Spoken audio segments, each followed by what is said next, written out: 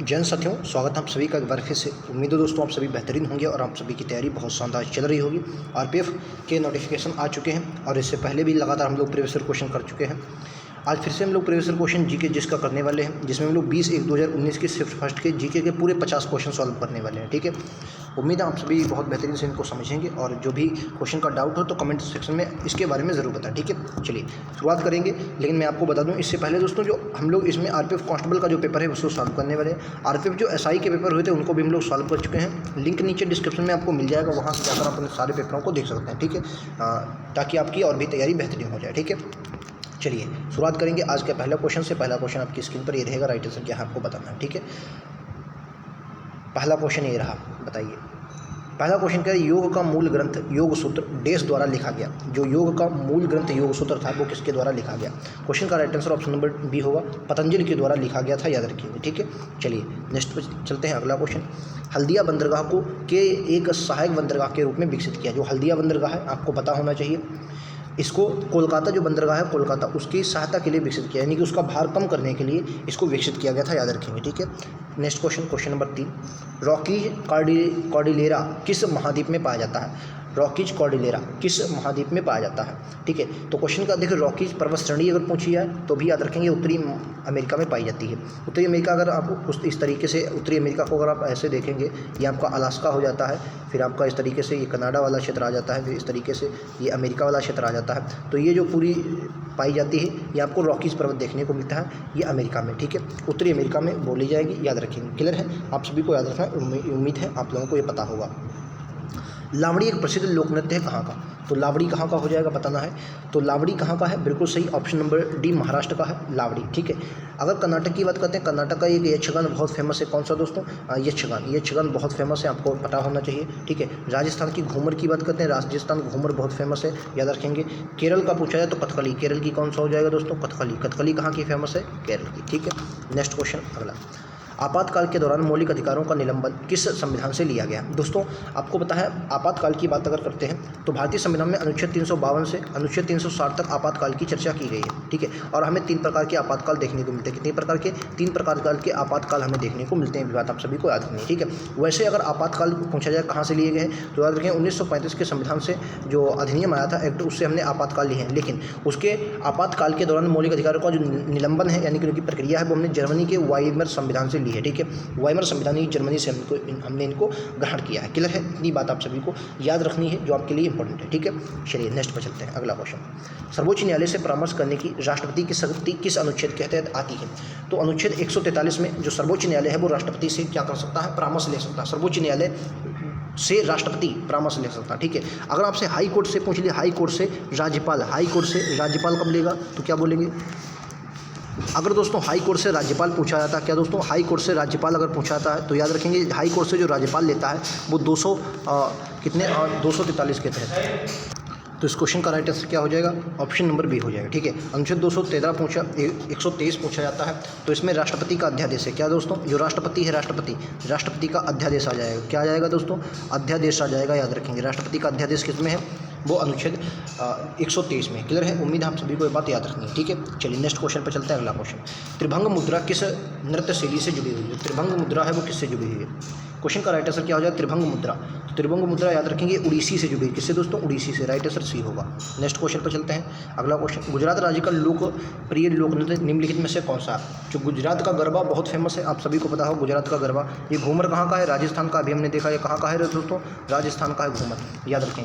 वर्दो छमे बहुत फेमस है, ये अरुणाचल प्रदेश का। कहाँ का है दोस्तों? ये अरुणाचल प्रदेश का है, याद रखें। कहाँ का दोस्तों? अरुणाचल प्रदेश का है। और रासलीला कहाँ की है? ये यूपी की है। रासलीला उत्तर प्रदेश की है। ठीक है, नेक्स्ट क्वेश्चन को देखते हैं। लंदन शहर किस नदी के किनारे बसा है? बात करते हैं लंदन शहर की, तो याद रखेंगे लंदन शहर नदी जो है ये लंदन मतलब किस नदी के? तो थेम्स यानी कि टेम्स नदी के तट पर बसा है लंदन। ठीक है, चलिए अगले पर चलते हैं। ये देखिए, कौन सा भारत के वैकल्पिक प्रधानमंत्री के रूप में जाना जाता है? भारत के वैकल्पिक प्रधानमंत्री के रूप में किसे जाना जाता है? ठीक है, तो इस क्वेश्चन का राइट आंसर विपक्ष का नेता जो होता है उसे वैकल्पिक प्रधानमंत्री के रूप में जाना जाता है। विपक्ष के नेता को भारत के वैकल्पिक प्रधानमंत्री के रूप में जाना जाता है। विपक्ष का नेता भारतीय संसद के दोनों सदनों के प्रत्येक अधिकारी विपक्ष का नेतृत्व करता है। ये भी बात आपको याद रखनी है। राजस्व घाटे की गणना के लिए निम्नलिखित में से कौन से सूत्र का उपयोग किया जाता है? जो राजस्व घाटा होता है, याद रखेंगे राजस्व घाटा जब भी निकाला जाता है तो क्या बोलते हैं? राजस्व व्यय जो होता है उसमें से राजस्व प्राप्तियों को हम लोग माइनस कर देते हैं, तो हमारा राजस्व घाटा निकल आता है। ठीक है, याद रखेंगे। क्वेश्चन अगला देखिए, पानी में कितने ग्राम से 1 मोल बनता है, मतलब पानी के कितने ग्राम से 1 मोल बनता है, ये हमको बताना है। तो right answer option number B होगा 18 ग्राम। ठीक है, 18 ग्राम इस क्वेश्चन का राइट आंसर क्या होगा, 18 ग्राम से बनता है। ठीक है, याद रखेंगे 18 ग्राम मतलब 6.022 × 10⁻23 अणु जो होते हैं और वजन 18 ग्राम होता है। ठीक है, नेक्स्ट, निम्नलिखित में से कौन सा डीएनए का कार्यात्मक भाग है। डीएनए का कार्यात्मक भाग आपसे पूछा है, डीएनए का कार्यात्मक भाग कौन सा हो गया। तो डीएनए के कार्यात्मक खंडों को जीन कहा जाता है, जो इसमें कार्यात्मक खंड होते हैं उन्हें हम लोग क्या बोलते हैं, उन्हें जीन बोला जाता है। ठीक है, और डीएनए के अगर कार्यात्मक भाग की बात करता है तो वंशाणु बोलते हैं, क्या बोलते हैं, वंशाणु। ठीक है, याद रखेंगे। ठीक है, जीन जो होते हैं वंशाणु कहा जाता है, गुणसूत्रों स्थित होते हैं। ठीक, नेक्स्ट पे चलते हैं। सौरमंडल का सबसे बड़ा ग्रह कौन सा हो जाएगा। सबसे बड़ा ग्रह पूछा जाता है तो आप सभी को पता होगा बृहस्पति जो होता है, बृहस्पति ये सब क्या है, सबसे बड़ा है। और याद रखेंगे ये सबसे बड़ा हो जाएगा बृहस्पति। अगर दूरी की बात करें, दूरी में सबसे पहले कौन आ जाता है तो आपको पता होगा बुध। बुध सबसे पहले आता है, दूसरे नंबर पर आता है आपका शुक्र आता है, शुक्र के बाद आपका पृथ्वी आता है, पृथ्वी आता है। दूरी की बात करते हैं उसके बाद आपका कौन सा आता है, मंगल आता है। ठीक है, याद रखिए कौन सा आता है, मंगल आता है। ठीक है, नेक्स्ट पर चलते हैं। अगला क्वेश्चन, अगला क्वेश्चन बताइए, अगला क्वेश्चन क्या कह रहा है। राष्ट्रपति के अध्यादेश बनाने की शक्ति देश में है, जो राष्ट्रपति के अध्यादेश बनाने की शक्ति है वो किसमें है। तो मैंने अभी बताया अनुच्छेद 123 में राष्ट्रपति जो है वो अध्यादेश जारी कर सकता है। अध्यादेश दोस्तों क्या होता है, ये अल्पकालिक कानून होता है। क्या दोस्तों, अल्पकालिक कानून होता है। कैसा कानून होता है तो क्या बोलेंगे, अल्पकालिक कानून होता है। ये आपका अल्पकालिक कानून होता है, अनुच्छेद 123 के माध्यम से इसे जारी किया जाता है। और ये क्या है, एक न्यायिक समीक्षा के अधीन होता है। क्या होता है, न्यायिक समीक्षा के अधीन होता है। ठीक है, चलिए याद रखेंगे। मेट्टूर बांध किस नदी पर है, वेरी इंपॉर्टेंट क्वेश्चन। मेट्टूर बांध याद रखेंगे, राज्य की बात करें तमिलनाडु में है। कहाँ पर दोस्तों मेट्टूर बांध पड़ता है, ये तमिलनाडु में मेट्टूर बांध देखने को हमें मिलता है। और ये सेलम जिले में कावेरी नदी पर बनाया गया। सेलम जिला इंपॉर्टेंट नहीं है, इंपॉर्टेंट ये है कि तमिलनाडु में है और कावेरी नदी पर बनाया गया। क्लियर है, याद रखें। और ये सिंचाई के लिए उपलब्ध पानी देता है। निम्नलिखित में से कौन से बहुलक का विद्युत स्विच बनाने के लिए प्रयोग किया जाता है। पॉलीमर यानी कि बहुलक का विद्युत स्विच बनाने के लिए प्रयोग किया जाता है। तो वेकेलाइट आता है, वेकेलाइट इसका जो प्रयोग किया जाता है वो विद्युत स्विच बनाने के लिए किया जाता है। वेकेलाइट का प्रयोग किया जाता है, वेकेलाइट। नेक्स्ट पर चलते हैं। दिए गए विकल्पों में से कौन सा संगठन फुटबॉल से जुड़ा हुआ है, कौन सा संगठन जो है फुटबॉल से जुड़ा हुआ है। तो आपको पता फीफा, फीफा जो होता है वो फुटबॉल से जुड़ा हुआ है। फीफा क्या है, फुटबॉल से जुड़ा हुआ है। फीफा की स्थापना की बात करते हैं 1904 में इसकी स्थापना होती है। फीफा की स्थापना कभी क्या बोलेंगे, 1904 में स्थापना हुई थी। मुख्यालय अगर फीफा का पूछा जाता है तो ज्यूरिख स्विट्जरलैंड में। कहाँ पर दोस्तों, ज्यूरिख स्विट्जरलैंड में इसका मुख्यालय पड़ जाता है। ज्यूरिख स्विट्जरलैंड में इसका मुख्यालय पड़ जाता है, याद रखें स्विट्जरलैंड। ठीक है, कहाँ पर पड़ता है, स्विट्जरलैंड में पड़ता है, याद रखें स्विट्जरलैंड। ठीक है, याद रखें ज्यूरिख स्विट्जरलैंड में इसका मुख्यालय हमें देखने को मिलता है। ठीक है, तो फीफा इस क्वेश्चन का राइट आंसर होगा। 1904 में स्थापना हुई थी, ये भी आपको याद रखना है। नेक्स्ट पर चलते हैं। भारत के किस राज्य में अधिकांश जूट कारखाने हैं। भारत के किस राज्य में अधिकांश जूट कारखाने देखने को मिलते हैं। सबसे ज़्यादा जूट कारखाने कहाँ पर मिलते हैं, भारत के राज्य में।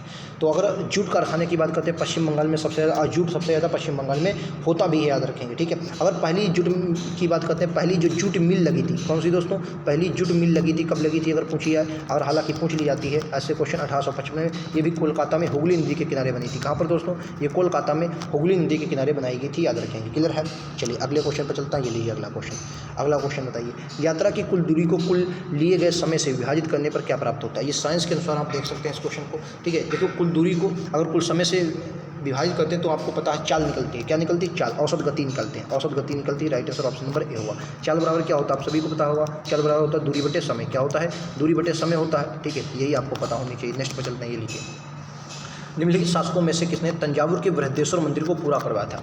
तंजावुर के बृहदेश्वर मंदिर को पूरा करवाया था। ठीक है, इसके निर्माण की बात करते हैं लगभग कितना दोस्तों, लगभग 1009 में राजा राज प्रथम द्वारा कराया गया था। कौन था, राजा राज प्रथम, सॉरी क्या नाम था, राजा राज प्रथम के द्वारा पूरा करवाया था। तो इसको पूरा किसने, राजा राज चोल ने करवाया था। ठीक है, इस बृहदेश्वर मंदिर के नाम से भी जाना जाता है, या इसे बृहदेश्वर मंदिर के नाम से जाना जाता है, याद रखेंगे। ठीक है, बहुत इंपॉर्टेंट है, आपके तमिलनाडु में पड़ता है, याद रखेंगे।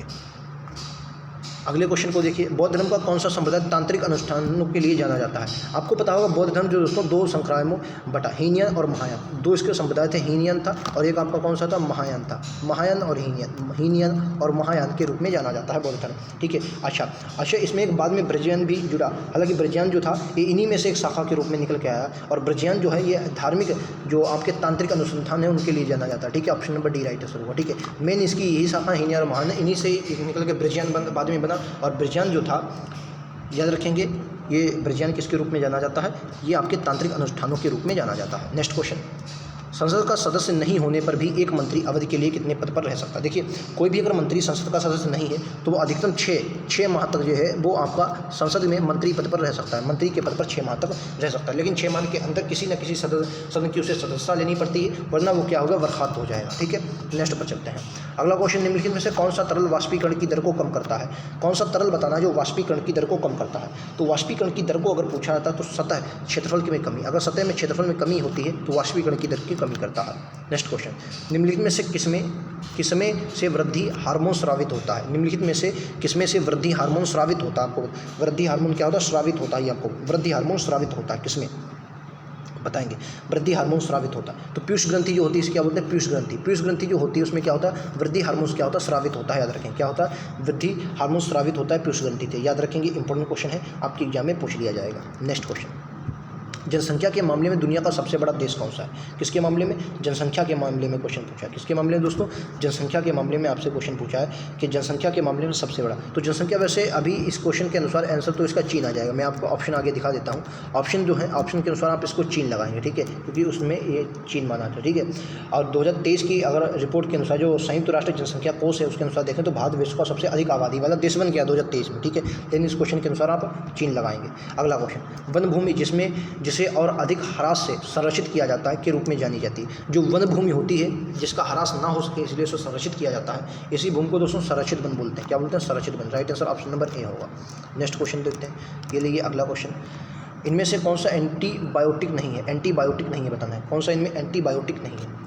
क्वेश्चन 28 का राइट आंसर बताए, एंटीबायोटिक नहीं। तो पैरासीटामोल जो है वो एंटीबायोटिक नहीं है। क्या दोस्तों, ये एंटीबायोटिक नहीं है। ठीक है, चलिए नेक्स्ट पर चलते हैं।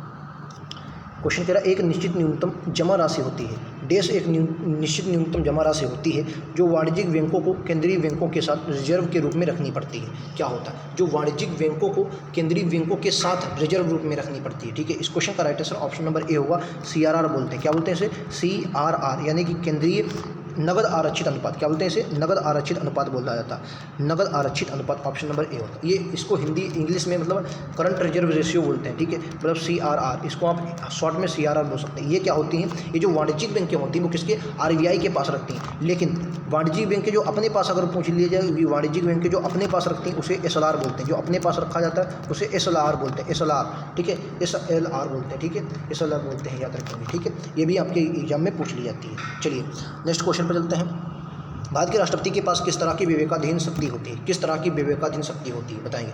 भारत के राष्ट्रपति के पास, याद रखेंगे, देखो वो भारत का राष्ट्रपति होता है वो संघ की कार्यपालिका का प्रधान होता है। आप सभी को पता है, अनुच्छेद अगर 53 में पढ़ा होगा तो क्या पता है, भारत का राष्ट्रपति कार्यपालिका का प्रमुख होगा। राष्ट्रपति कार्यपालिका का प्रमुख हो, अनुच्छेद 53 में ये बात हमने पढ़ी है। तो जो स्थिति परक विवेक होते हैं, स्थिति परक, जैसे अनुच्छेद 123 ये क्या है, स्थिति परक शक्ति है। ठीक है, आपातकाल, हालांकि आपातकाल जो है उसकी विवेकाधीन शक्ति के अनुरूप भी आ सकता है, क्योंकि उसमें मंत्रिपरिषद की अनुमति लेनी पड़ती है, मंत्रिपरिषद के सहायता सलाह पर ये ऐसा काम करता है। लेकिन 123 जो है वो पूर्णतः इसकी विवेकाधीन शक्ति, मतलब स्थिति परक, मतलब जो स्थिति आ जाती है, ऐसी स्थिति आ जाए कि ये काम करना पड़ेगा। ठीक है, तो राइट आंसर आपका डी होगा। नेक्स्ट पर चलते हैं। नटराज की प्रसिद्ध कांस्य प्रतिमा साम्राज्य में किससे संबंधित है। जो नटराज की प्रसिद्ध कांस्य प्रतिमा है वो किससे संबंधित है बताएंगे।